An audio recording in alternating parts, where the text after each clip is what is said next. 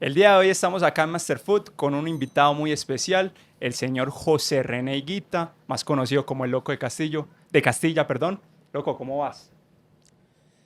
Julián, muy buenas tardes. Muy bien, muchísimas gracias por tu invitación. Hombre, esta entrevista que vamos a realizar el día de hoy es una entrevista muy relajada. Quiero que te sientas como en familia. Entonces entraremos a preguntar cositas pues muy normales. Entonces, Estamos aquí en rebelión y estamos en casa. No te preocupes. René, contanos un poco, para iniciar la entrevista, un poco de tu infancia, crecer en un barrio como Castilla, que en ese momento vivía una situación pues muy difícil, desde la parte de violencia, ¿cierto? Que se vivía. Pues, ¿cómo creciste en ese barrio? Bueno, a la edad que ya nosotros tenemos, somos como más prácticos, porque tenemos una experiencia. Y esa experiencia la hemos adquirido precisamente en base a muchas situaciones de la vida, a las dificultades, a un barrio popular, a un barrio donde prácticamente yo le debo como esa mentalidad también de fortaleza, donde hay gente muy buena, echada para adelante y donde pues prácticamente la educación parte desde sus padres de familia, donde hay muchas historias, los que agarramos un camino diferente a la violencia, donde tampoco podemos hablar de que todo ha sido violencia en Castilla y donde ya en base a esa experiencia, pues ya hoy simplemente le damos gracias a Castilla y lo llevamos en el corazón. Y contanos, ¿cómo fue esa primera experiencia de tener un balón en tus manos, de iniciar a jugar con tus amigos en el barrio? Contanos más o menos cómo fue eso. Bueno, de la experiencia de esa época a lo que hoy nosotros estamos viviendo, y es diferente porque es que hoy en día siempre se habla de que las comparaciones son odiosas, pero si empezamos a mirar la mayoría de canchas de barrios ya hoy son un tapete, ¿sí? Son sintéticas. En aquella época la mejor cancha era de arenilla, cuando había la cancha. Pero la verdadera cancha de nosotros era la calle. Colocábamos dos piedras, cerrábamos la cuadra, por ende llegaba la policía a colocar orden, nos llevaban, recuerdo que las patrullas eran, nosotros las llamaban la ola, ahí viene la bola, ahí viene la bola, y salíamos corriendo, nos dañaban el balón. Eh, ni qué hablar de los vecinos colocando las quejas para que nuestra familia pagáramos los vidrios o pagaran los vidrios que quebrábamos, enojados, dañábamos los jardines por estar jugando en las calles. No era que hoy en día de pronto están bien alambraditos y todo y bien cuidadito.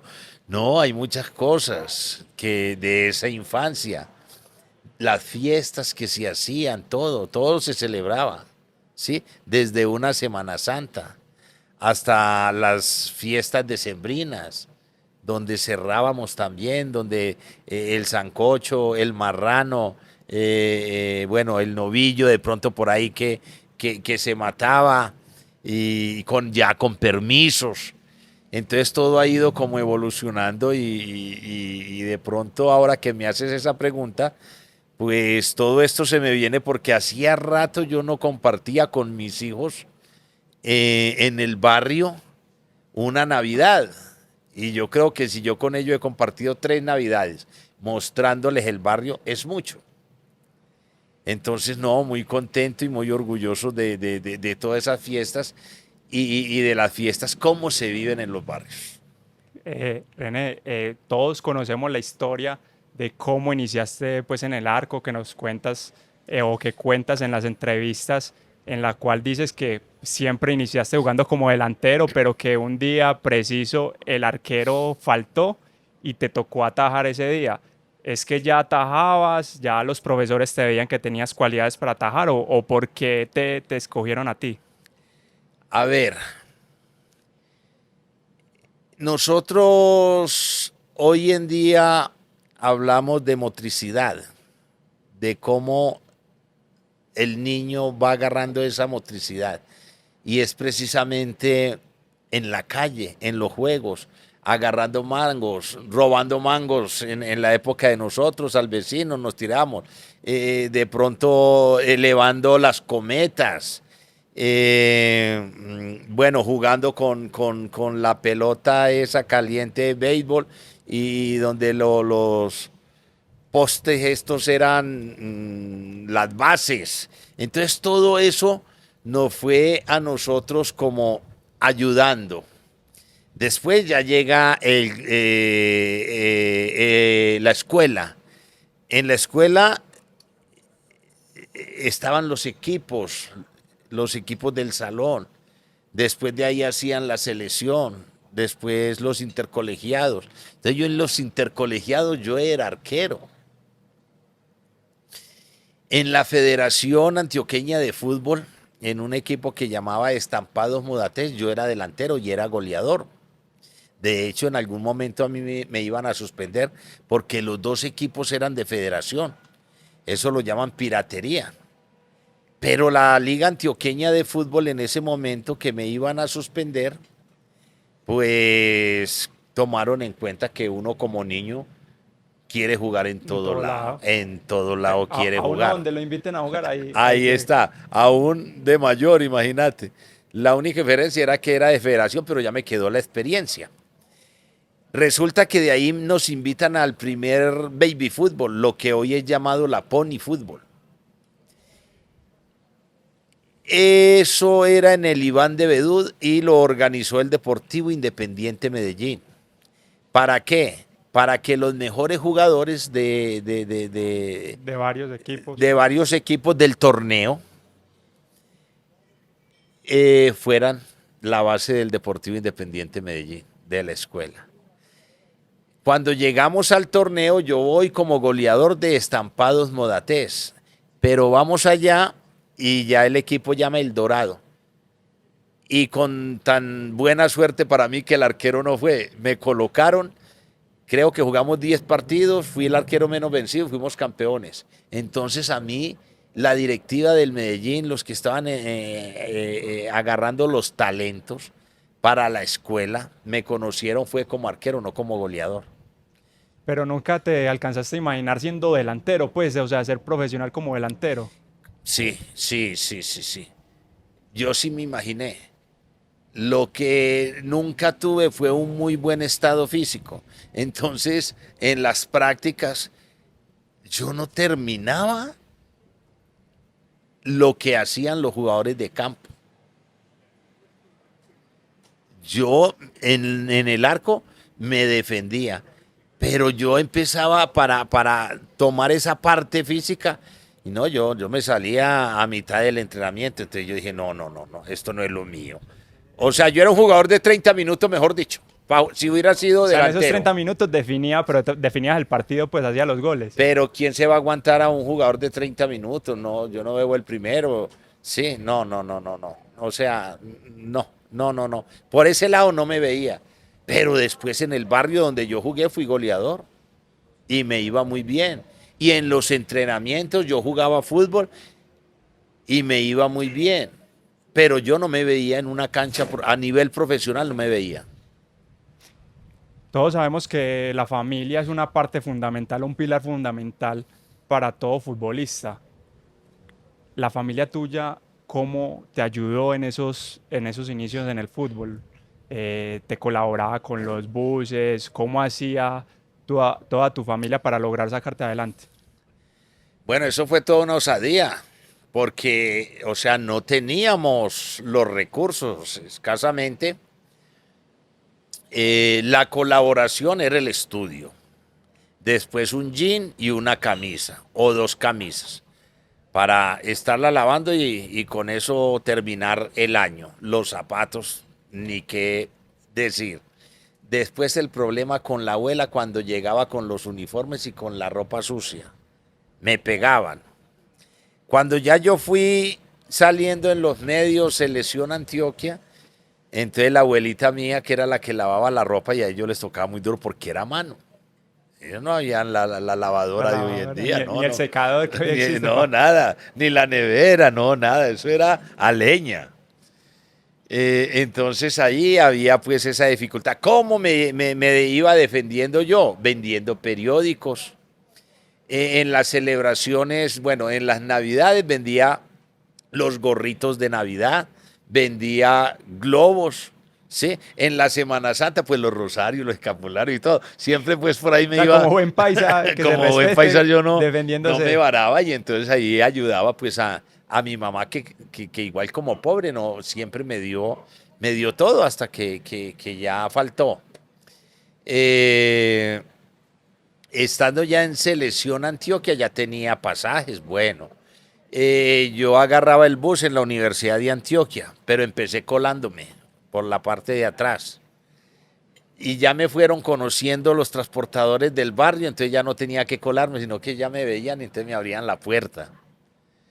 Yo creo que esa anécdota me encontré como 2 o 3 veces con el tío mío colándome de los carros y me bajaba pateado de allá.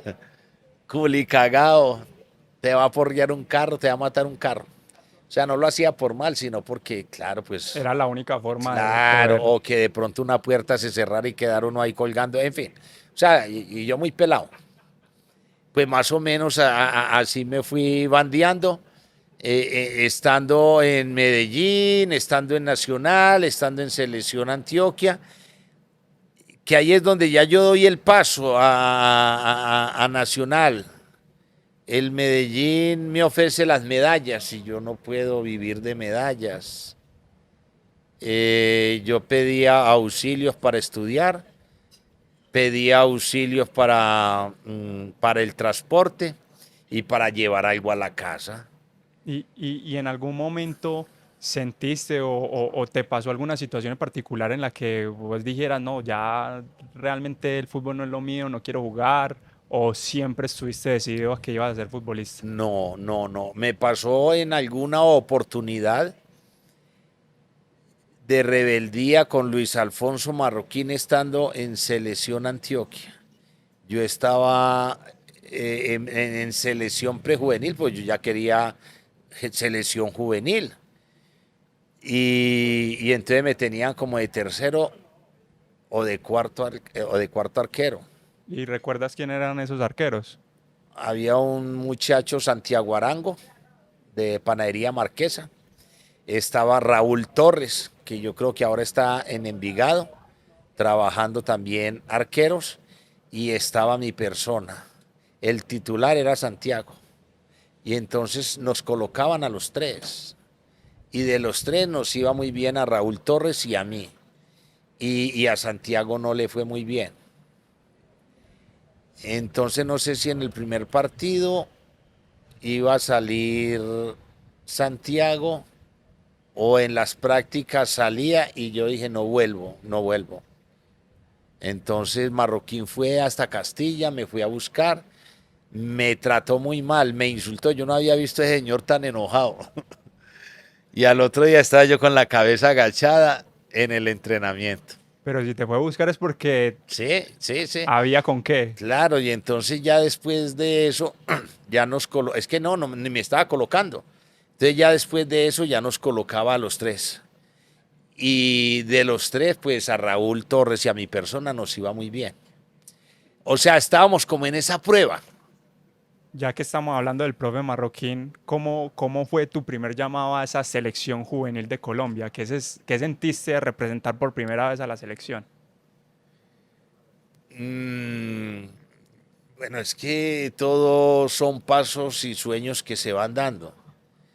Y yo iba en el proceso, lo que hoy está haciendo Kevin Mier. Sí, llegar desde abajo, desde el barrio, luego llegar a una selección, luego selección Colombia y hacer todo ese proceso. Entonces todos son como esos pasos. Y ya ahora es uno tratar de ganarlo todo. Y en esa juventud, ¿cierto? ¿Tenías algún referente o algún ídolo, un arquero que vos dijeras, yo quiero Para, ser pa- como este arquero? para mí el mayor referente que yo he tenido, primero lo vi en televisión, que era Waldo Matildo Fillol. Lo vi ser campeón por allá en el 78, viéndolo en la pantalla chica. Después me tocó ver a Raúl Navarro desde la tribuna y a Lorenzo Carrasco. Y de esas cosas yo después ya fui el que le recibí a Lorenzo.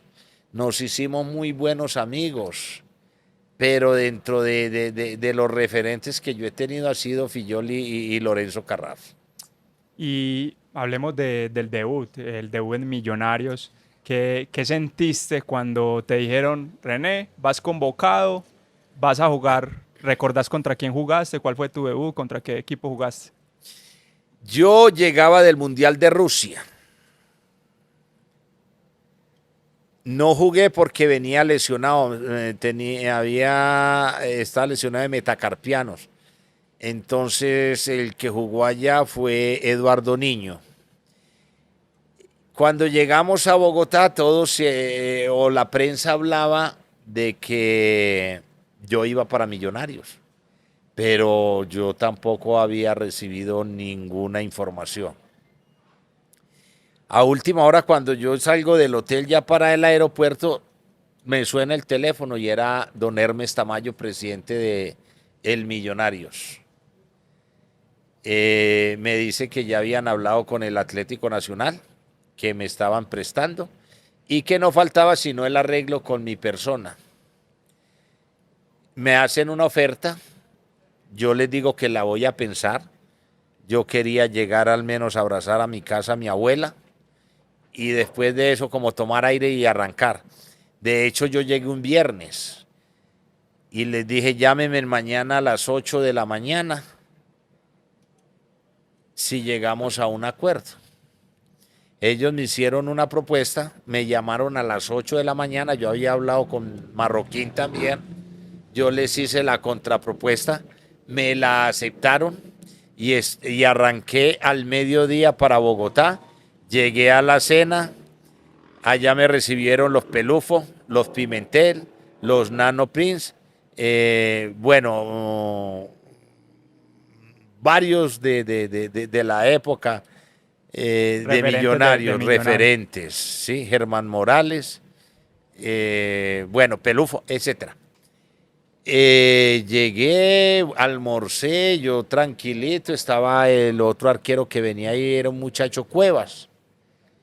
Bueno, el técnico era Luján Manera. El partido el domingo era con el Nacional, con mi equipo. Bueno, yo tranquilito, hasta la charla técnica. Cuando de la charla técnica yo estaba Cuevas, cuando no, Cuevas no. Higuita, yo, ay Dios mío, casi se me sale el corazón. Empecé pues ahí como a temblar y el corazón empezó a palpitar más rápido. Bueno, llegamos allá, listo, 1-1. El gol me lo hizo Víctor Lugo. Después fuimos a Armenia. Hice como 3, 4 partidos muy bien. Después volvió Vivalda, que esta es la anécdota con mi abuela. Al cuarto, quinto partido volvió Vivalda y íbamos a jugar en el San José. Estadio feo, una iluminación fea. Bueno, maluco el estadio por allá en un morro. 5 yo creo que nos clavó el Quindío. Entonces yo siempre acostumbraba a llamar a mi abuela y ellos a escuchar el partido por radio. Cuando yo llamo a mi abuela me dice, ay, mijito, lo van a echar de allá. ¿Por qué se dejó hacer tantos goles? Y yo le dije, no, mita, no jugué. Convocaron el otro arquero. Ay, bendito sea mi Dios, usted sí es muy de buenas. Eso para un arquero debe ser frustrante que de pronto pues por situaciones del fútbol le metan tantos goles o cómo se vive eso, René. Bueno, lo que me decía Pedro, muy buen arquero, era que lo habían tirado a la guerra. O sea, ¿cómo voy a jugar? Yo todavía no estoy listo. Yo lo que en medio de mi juventud yo le dije, ¿por qué no hablo? Y no le dijo pues antes, que no lo colocara. Porque viajó. Ya, no más. O sea, yo de pelado que me iba a poner a discutir ahí, ya no arreglen ustedes y fuera eso entre argentinos entiendan. Sí, era Luján Manera.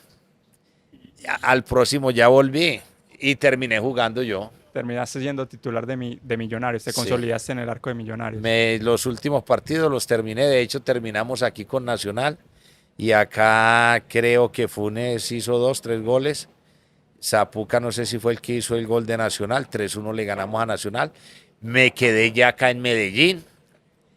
Eh, en esa época, ya en las vacaciones, don Hermes me decía que si yo estaba contento, que estaba bien, yo le decía que sí. Entonces él me decía, nosotros vamos a negociar su pase y lo vamos a comprar. ¿Usted está de acuerdo? Y ya, pues, si ustedes lo compran, yo me vengo para acá. Se murió don Hermes y no hubo doliente. No apareció nadie. Yo regresé a Nacional con un gusto también porque ha sido pues el equipo que yo he llorado, lloraba y fuera de eso ya tenía la posibilidad de defender los colores. Entonces, Y lo sentías como una revancha o más un tema de amor, de volver al club? o sea, yo he sido hincha del Atlético Nacional, pero es que el ser hincha, el querer una institución, también tiene sus límites, ¿cierto? Porque ya, imaginen nosotros empezando queremos jugar, queremos la oportunidad, queremos estar con quien nos dé la oportunidad, ¿sí? Después la vida lo va premiando a uno y lo pone en su lugar, y me puso en el equipo del cual yo era hincha, que hoy en día es como, es uno de los consejos que yo le doy a la juventud, a los niños, ¿sí? Y a los padres que van allá a un estadio, que van por allá a pelear. Entonces uno dice, ah, miren a sus hijos, ¿cierto? Entonces usted por ser hincha de un equipo le va a dañar la frustración a este muchacho. No. Entonces, partiendo de ahí, para que empecemos a vivir como hinchas, ¿sí? Lo que es un verdadero hincha, el amor a una institución, sin necesidad de pelear con nadie. Y cómo fue ese volver a Atlético Nacional y convertirte en un referente de ese equipo? Es que son energías que van saliendo. Estar en el equipo que uno ama, ¿sí? Entonces todo va brotando. El trabajo, ¿sí? El día a día, el querer siempre ganar, en dar lo mejor. A mí se me dieron muchas cosas. Después ya uno como profesional tiene que ir a otro lado. Muchísimas gracias a la institución. Me dieron la oportunidad de irme a jugar a España, a México, y vea cómo son las cosas de la vida. Yo creo que uno en la vida tiene que ser agradecido. Y yo agradezco a todos esos equipos que me dieron la oportunidad. Pero ¿dónde estoy? En el equipo que yo amo. Porque el buen hijo vuelve a casa. Aquí estamos. René, contanos de esa final de Copa Libertadores del año 89. Creo que pues una ciudad paralizada, ¿cierto? Ver que es un partido bastante duro, que se fue a la definición de tantas de penalti y que vos tapabas y tus compañeros votaban, vos tapabas y tus compañeros volvían a votar. Uno como hincha no me alcanzo a imaginar las sensaciones que puede vivir y pues vos en el arco, ¿qué sensaciones tenías? A ver, vea. Esa, o sea, las respuestas mías, ahí me disculpan, no son cortas, son largas porque es que hay mucha historia y hay mucha experiencia, hay mucho que dejarle a las personas, a la hinchada que viene. Entonces yo no puedo olvidar que se unió todo un país. Y qué bueno que hoy en día eso sucediera. Pero ya por los orgullos, que se han creado las hinchadas, entonces, o por el bullying, como se tratan. Entonces ya hoy en día, yo creo que Nacional quedó campeón en el 2016, pero no se vivió la fiesta que se vivió en el 89. Hubo fiesta, claro que sí, pero los que quieren al Nacional, ¿sí?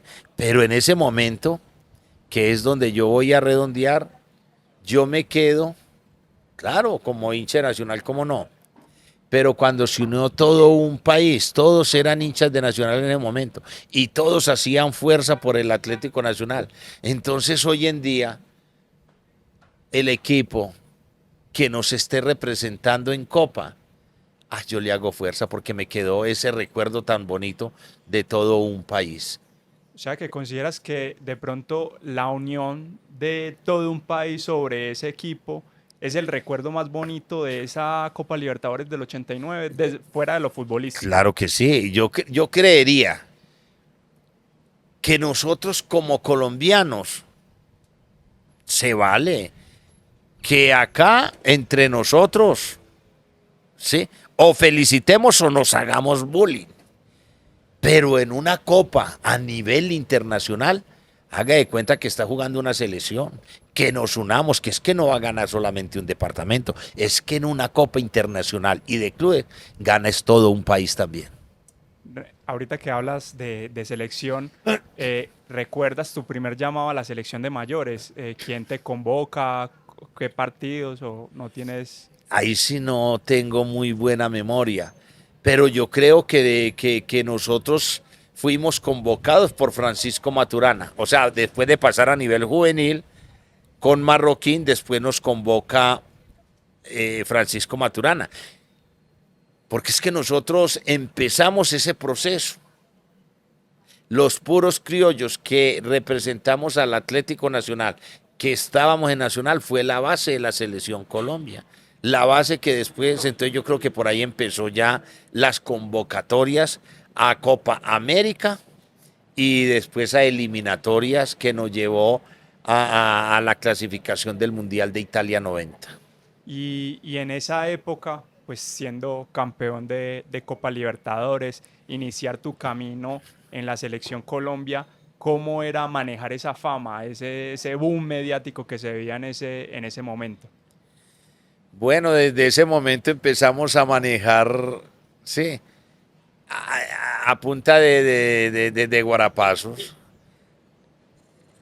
Nosotros como base, después de mucho tiempo, que Colombia no se clasificaba a un mundial, ganar la primer Copa Libertadores para un país y la gana el Atlético Nacional.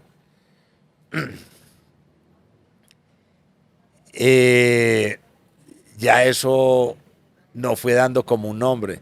El salir ya uno a las calles y empezar a firmar los autógrafos. Ahora son las fotos, ya los autógrafos poco a poco, pero eran el papelito donde firmábamos. Los papelitos que nos entregaban las amiguitas y nosotros con la señora ahí al lado. ¿Y El tuviste, abrazo, el beso. y tuviste problemas por eso en No, ocasiones? no, no, yo gracias a Dios, no. O sea, Magnolia siempre, o sea, entendió hasta el sol de hoy esa posición. Entonces yo le ayudaba en qué manera, en una manera donde me abrazaban, me besaban y yo con ella aquí agarrado de la mano, entonces yo le decía, espéreme mejor en el carro o espéreme afuera. Mientras que otras de pronto lo ven mal y alegan con la persona o tratan mal a la fans. ¿Sí?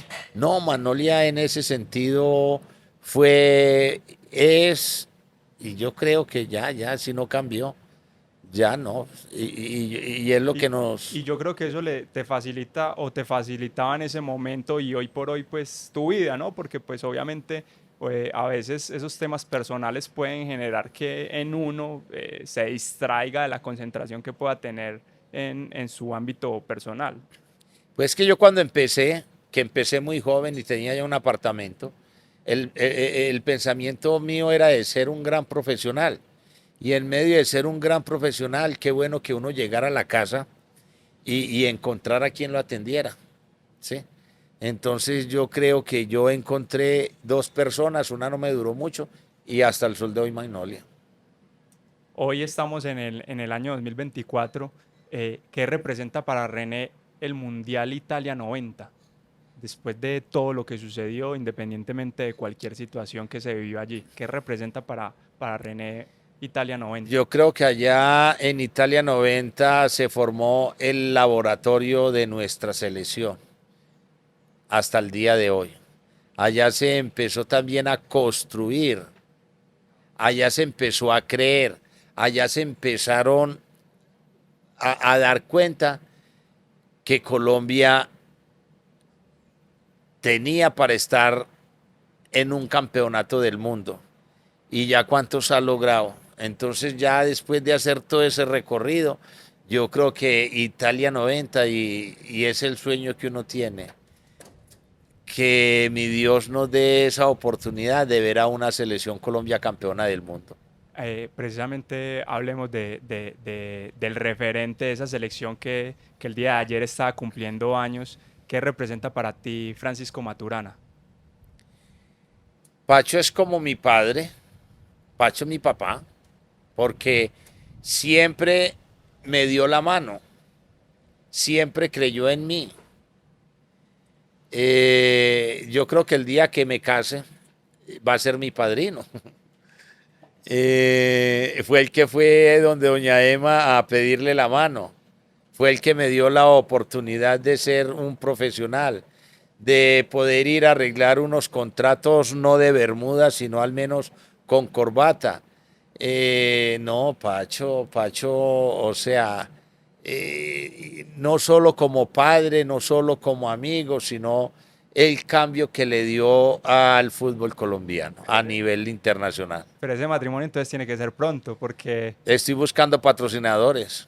Masterfood va a ser uno de los patrocinadores de ese Pues matrimonio. esperemos que se vinculen con la causa. René, imposible esa jugada mítica en un estadio tan representativo para el fútbol mundial como Wembley. Eh, ¿Qué se te pasó por la mente? Y adicional a ello, ¿qué se vivió en el camerino cuando vos realizaste esa jugada? Tus compañeros, el staff de la selección, ¿qué te dijeron dentro del camerino? Normalmente lo que yo hice lo practiqué. Yo nunca hice nada de lo que no había practicado, de lo que no había hecho en un entrenamiento. El escorpión no fue la excepción. La excepción fue en una publicidad donde nació. Del refresco frutiño nos llaman y entonces me dicen juegue con unos niños. Yo saco el balón y el niño me para el balón de pecho y me empieza a hacer una 31 y después me hace la chalaca. Cuando él me hace la chalaca, yo le respondo con una chalaca al revés, de ahí sale el escorpión. Cuando sale la publicidad, la gente me empieza a pedir no solamente el frutiño, sino el escorpión en cada una de los estadios. ¿Y a quién le debemos ese nombre? ¿No recuerdas a quién le debemos ese nombre? Escorpión.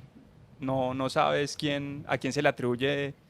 Yo no sé si a William Vinasco Che o los que estaban en esa narración como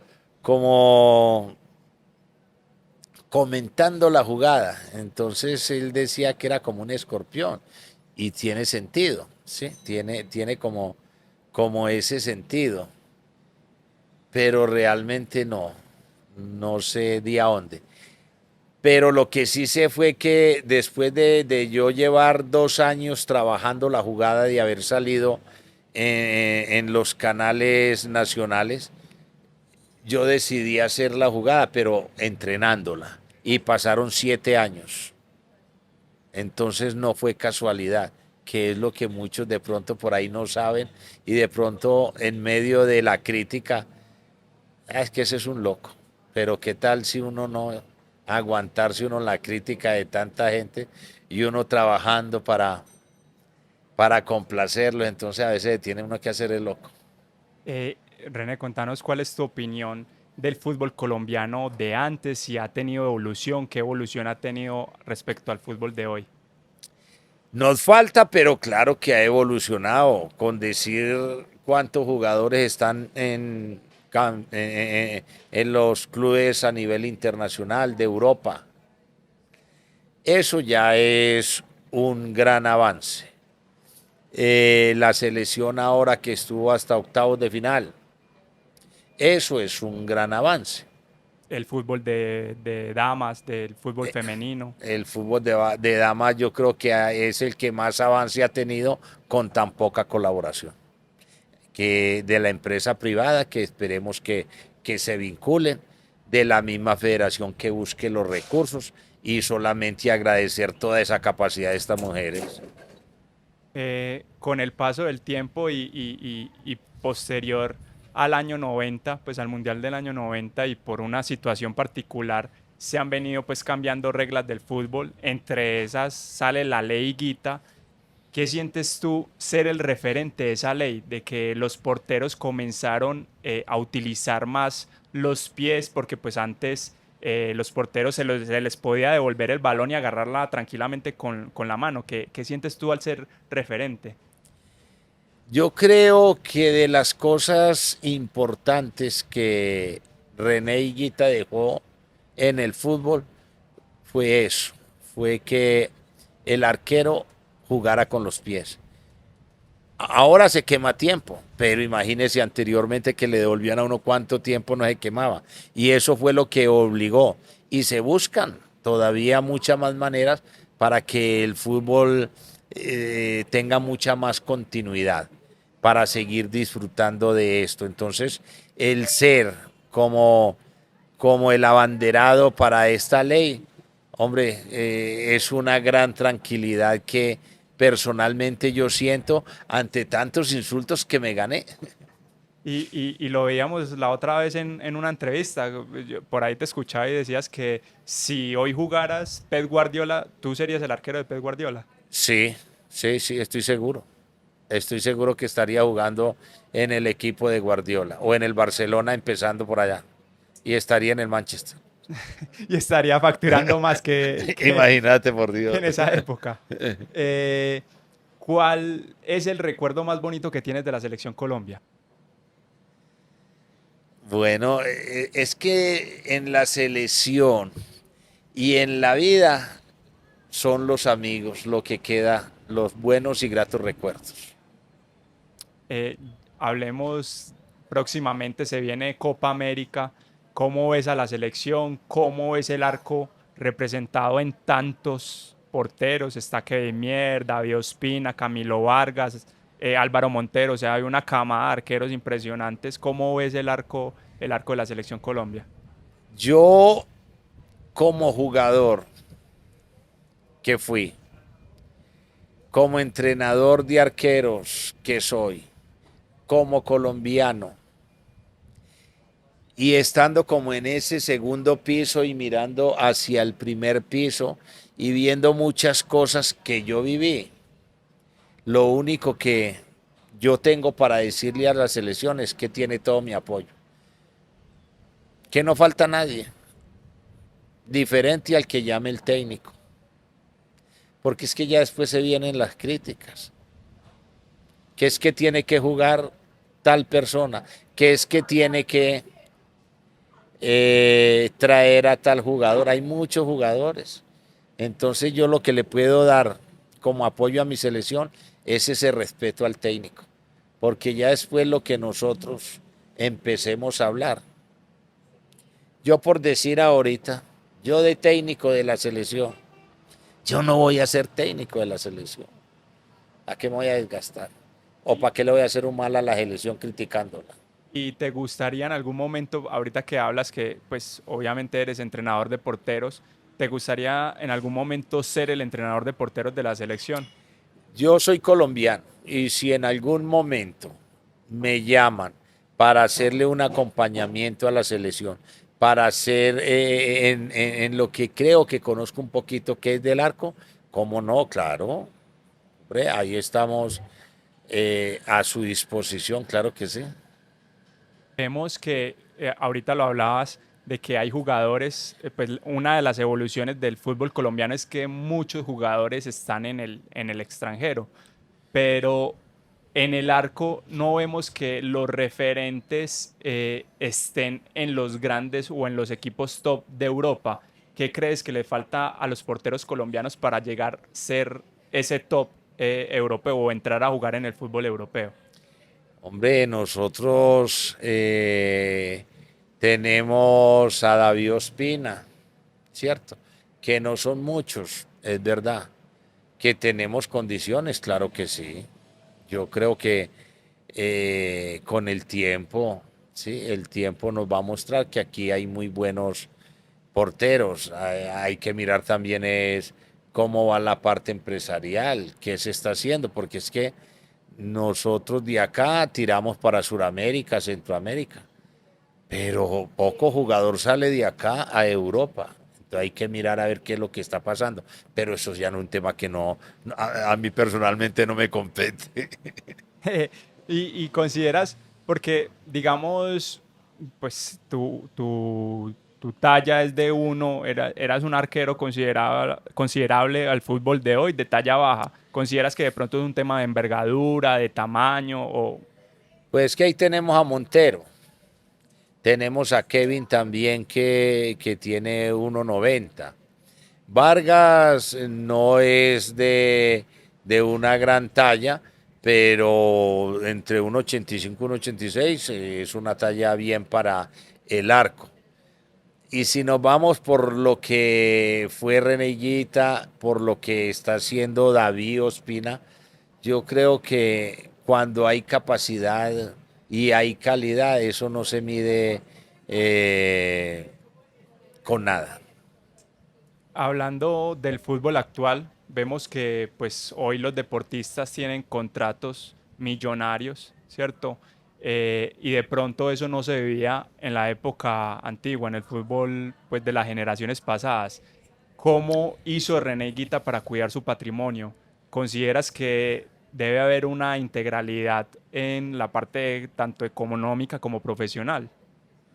Bueno, ahora bendito sea mi Dios que han contado con esa posibilidad de que los sueldos se hayan duplicado.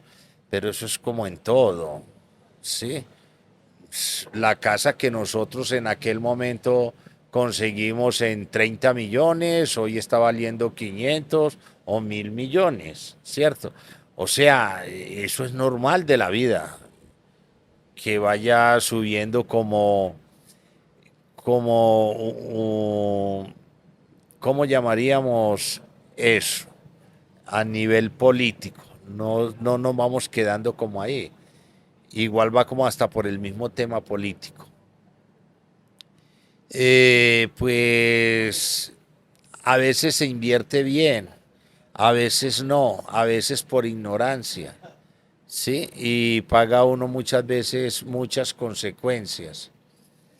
En el caso mío, yo he tenido la posibilidad de contar con una esposa que me ha guiado en invertir, ¿sí? En algunos negocios, más que todo como en el campo del ganado.